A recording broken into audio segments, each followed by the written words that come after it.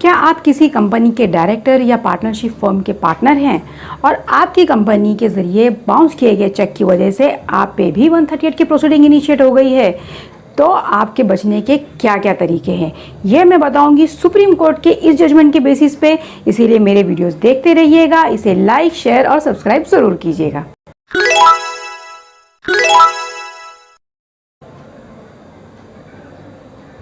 हाय viewers, 138 में फंसे हुए डायरेक्टर्स और पार्टनर्स को लेकर ये ही हाल ही का सुप्रीम कोर्ट का जजमेंट बहुत ही अच्छा है व्यूअर्स, जो मैं आपके सामने पेश कर रही हूँ। ये पास हुआ है मई 2022 में। इसके अंदर क्या हुआ था कि एक पार्टनरशिप फर्म थी। इस पार्टनरशिप फर्म ने कुछ चेक्स इशू किए गए थे बैंक ऑफ बड़ौदा को। बैंक ऑफ बड़ौदा ने कुछ लोन दिया था, करोड़ों का लोन दिया था, और ये लोन देने के बाद जो है उसने जो पार्टनर ने चेक इशू किया on behalf of the partnership firm, जो कि बाउंस हो गया। बाउंस होने के बाद 138 की प्रोसीडिंग इनिशिएट की गई बैंक ऑफ बड़ौदा की तरफ से, और लोअर कोर्ट में, ट्रायल कोर्ट में, सेशन कोर्ट में, हाई कोर्ट में कंटिन्यूस जो है वो कन्विक्शन होता रहा पार्टनर्स के अगेंस्ट में। लेकिन अल्टीमेटली जब आया मैटर सुप्रीम कोर्ट के सामने, तो सुप्रीम कोर्ट ने उसे एक्विटल दे दिया, एक बहुत ही टेक्निकल और बारीक से मामूली से पॉइंट के बेसिस पे। मैं इसीलिए बार बार कहती हूँ कि 138 बहुत ही टेक्निकल है, इसे हैंडल करने के लिए बहुत ही केयरफुल रहना चाहिए। इसके अंदर बैंक ऑफ बड़ौदा ने एक मामूली सी मिस्टेक कर दी, जिसकी वजह से अल्टीमेटली पार्टनर्स को एक्विटल मिल गया। इसके अंदर क्या हुआ था व्यूअर्स, जो बैंक ऑफ बड़ौदा ने क्रिमिनल प्रोसीडिंग यानी कि 138 के अंदर जो प्रोसीडिंग इनिशिएट की थी, उसके अंदर पार्टनरशिप फर्म को जो है उसने पार्टी नहीं बनाया, एक्यूज नहीं बनाया, बल्कि उसके दो पार्टनर्स थे, दोनों पार्टनर्स को उसने पार्टीज बना दिया। और उसके अंदर एक्सप्लेनेशन के अंदर ये लिखा कि चूंकि पहले वाले पार्टनर ने जो है वो साइन किया था, चेक इशू किया था, तो उसकी तो लायबिलिटी बैठती है।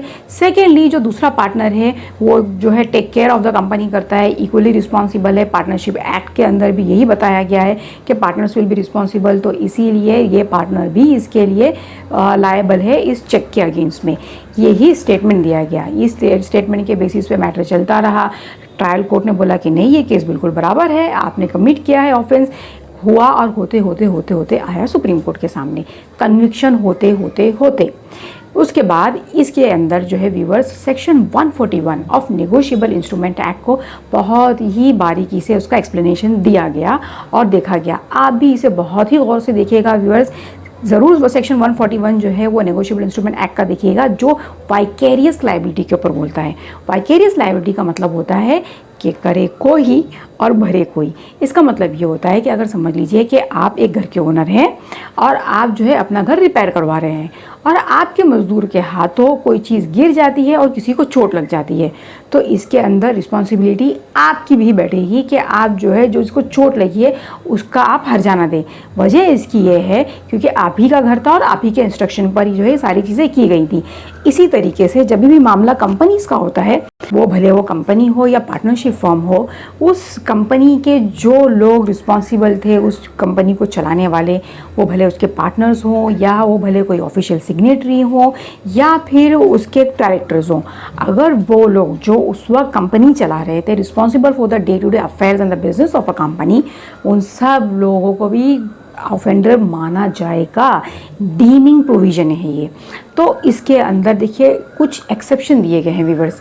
एक्सेप्शन नंबर 1 है कि सबसे पहला ये एक्सेप्शन बोला जाता है कि कुछ अगर डायरेक्टर्स या तो कुछ सिग्नेटरीज ऐसे हैं जो ये बता सके कि ये हमारे नॉलेज के बाहर था, ये जो कुछ भी चेक बाउंस हुआ, तो वो लोग बच जाएंगे। जी हाँ। और दूसरे ऐसे कैटेगरी के एक्सेप्शंस हैं जो ये कहेंगे कि हम बहुत चाह रहे थे कि ये चेक बाउंस ना हो और हमारे बहुत से एफर्ट्स के बावजूद भी जो है ये चेक बाउंस हो गया।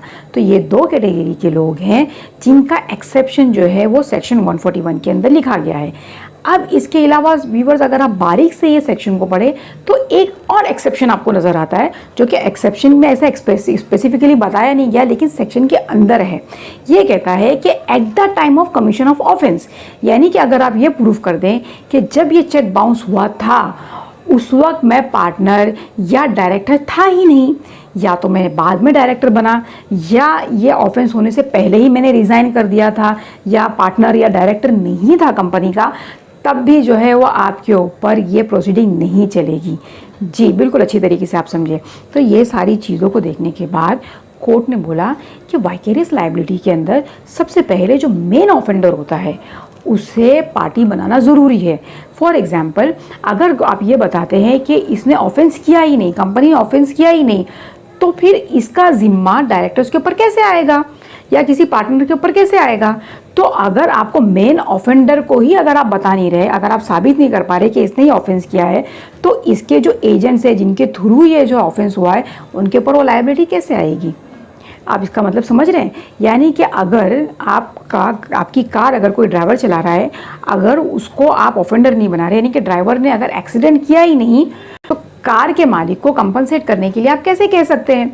अगर आपने ड्राइवर का जो एक्सीडेंट है वही प्रूफ नहीं किया, बिल्कुल उसी तरीके से इसके अंदर भी यही होता है कि वाइकेरियस लायबिलिटी को प्रूफ करने के लिए आपको मेन ऑफेंडर को एक पार्टी बनाना ज़रूरी है। इतनी सी मामूली सी चूक हो गई बैंक ऑफ बड़ौदा की कि उन्होंने पार्टनरशिप फर्म को जो है वो पार्टी नहीं बनाया, इसीलिए उसके जो पार्टनर थे उनके ऊपर भी सेक्शन 138 जो है लागू नहीं हुआ और उन्हें एक्विटल मिल गया, सिर्फ इसलिए क्योंकि वाइकेरियस लायबिलिटी यानी कि करे कोई और भरे कोई, ये वाला जो है एप्लीकेबल नहीं हो पाया। ये एप्लीकेबल होता है डायरेक्टर्स के ऊपर भी, कि अगर कंपनी को अगर पार्टी नहीं बनाया गया और डायरेक्टर्स को डायरेक्टली आपने पार्टी बनाया, तब भी 138 जो है वो लागू नहीं होता। व्यूअर्स, मैं वापस से रिपीट करती हूँ, इसके अंदर कुछ एक्सेप्शंस हैं। अगर आप ये साबित कर दें कि जब ये ट्रांजैक्शन हो रहा था उस वक्त आप जो है वो कंपनी के कर्ता धर्ता नहीं थे, डायरेक्टर के रूप से, ऑफिशियल सिग्नेटरी के रूप से या कोई पार्टनर के रूप में, तो भी आप जो है इस केस से बाहर आ सकते हैं, बाइज्जत बरी हो सकते हैं। या तो अगर आप ये बता दें कि मेरे नॉलेज में ही नहीं था, ये सारी चीज़ें मेरे पीठ पीछे हुई, मुझे इस चीज़ का इल्म ही नहीं था, तो भी आप इस चीज़ से बरी हो सकते हैं। और सबसे लास्ट और इम्पॉर्टेंट, अगर आप ये अपना ऑनेस्ट इंटेंशन बता दें कि बहुत ही ऑनेस्टली, बहुत ही मैंने कोशिश की कि ये ऑफेंस ना हो, तब भी जो है आप इन सारी चीज़ों से बच सकते हैं। क्योंकि ये जो वो दो चीज़ें होती हैं ऑफेंस या तो क्राइम को प्रूव करने के लिए, एक हम कहते हैं मेंटल एक्टस रिया और एक कहते हैं मेंस रिया, यानी कि इंटेंशन एंड एक्ट। जब ये दो चीज़ें मिलती हैं तभी जाकर कोई एक क्राइम या ऑफेंस को हम मानते हैं। सिर्फ सोच लेने से क्राइम नहीं होता, ये जो है एक गोल्डन रूल ऑफ जूरिस्प्रूडेंस है क्राइम का। इसके अंदर जज ने एक और चीज़ बारीकी से बताई कि अगर समझ लीजिए किसी लीगल इनएबिलिटी की वजह से, अगर कंपनी को किसी लीगल रीज़न की वजह से अगर आप सू नहीं कर पा रहे, उसके अगेंस्ट में केस नहीं कर पा रहे, तब अलाउड है कि आप जो है इसके ऑफिशियल सिग्नेटरी और जो इसके जो कर्ता धर्ता हैं उनके ऊपर आप केस फाइल कर सकते हैं।